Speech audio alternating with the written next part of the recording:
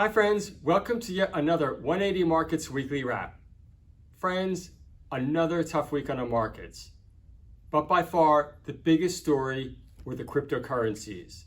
They have been extremely volatile and the losses, frankly, have been large. We see Bitcoin declining from circa 35,000 down to 30,000. Ethereum, similar type of move from 2,500 down to call it 2,000. But the big story has been the stable coins.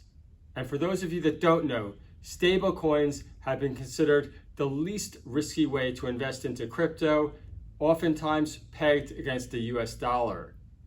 And in this case, when there is a decoupling, oftentimes the losses can be huge. And in the case of the UST, it went from 99 cents all the way down to 26. And its sister, the Luna, has gone down 99% in value. Obviously, these losses are dramatic and it's flowed through to the regular currency markets as well. And closer to home, unfortunately, the Aussie dollar has broken below that critical 70 cents level against the US dollar, trading currently around 68.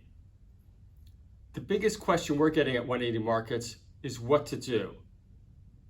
What we're doing here, we're making a list of our favorite companies, we're watching carefully, and we think it is critical to understand your time frames.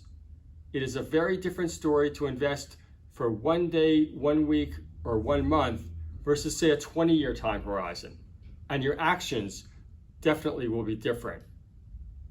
And now to talk more specifically about what went on in the markets, I'll turn it over to Sean. Thanks, Greg. And it definitely has been a tough week here at 180 Markets, but also on the trading floor. As most of you know, I spend my days watching the screen and trading, and it really is getting hard. I'm often asked, what do you do in these times? Unfortunately, I think the best way to preserve your capital is to do as little as possible. I do leave my screens on bad days at 20 past 10. The guys in the other room will hear some swear words and I just got to get away from the screen. Because the worst thing you can do, I think, in this environment is average down and keep buying. You've also got to forget about some of those beliefs that you had in the good market as well, because times are definitely changing. The hardest thing to know is how long will this last? Are we entering a 2 to 3 year bad patch, which is possible? Or is this just a small correction in the markets that we had to have? There are a lot of macro concerns. We are obviously hoping it's very short term and the good days come back.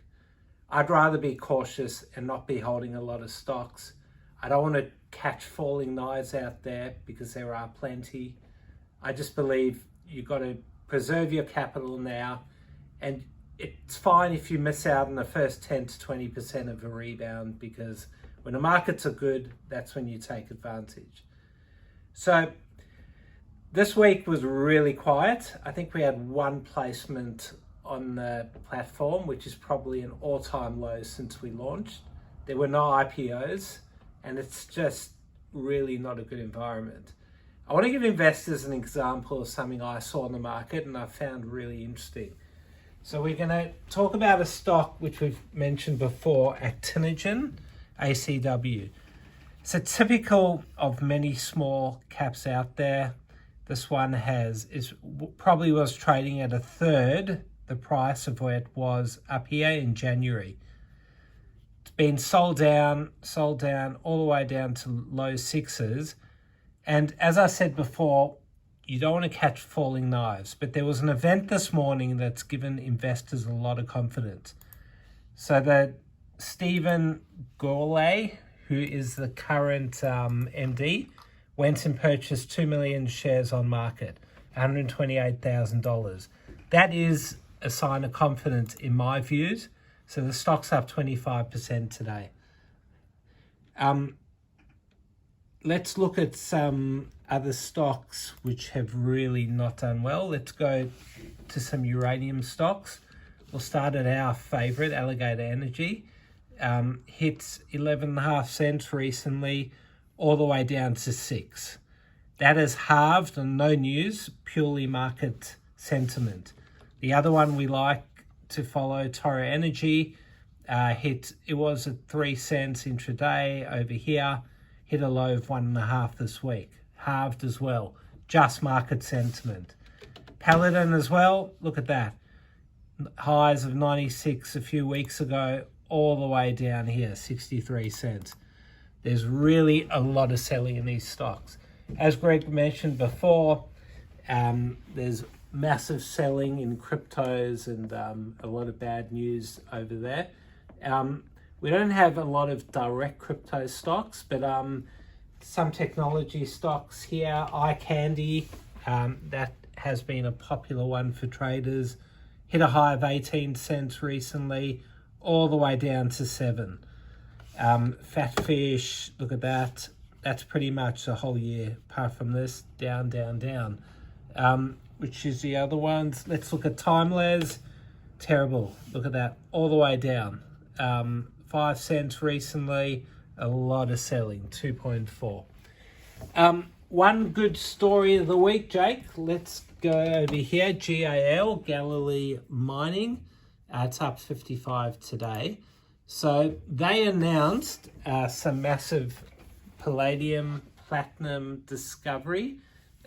Their share, I'll show you what happened here. Like everything was down. Tuesday went nuts. Pretty much went up 350% intraday.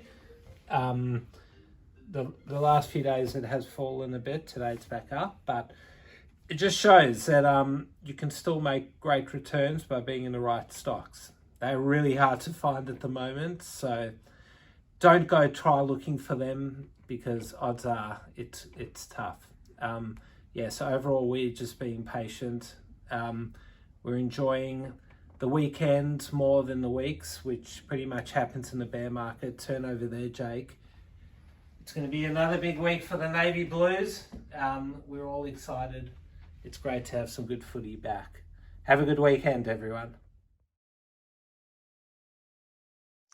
Thank you for watching another presentation by 180 Markets. Don't forget, if you want access to thousands of ASX capital raises, head on over to 180markets.com.au, sign up, and get on board for our very next capital raise. Thanks for watching.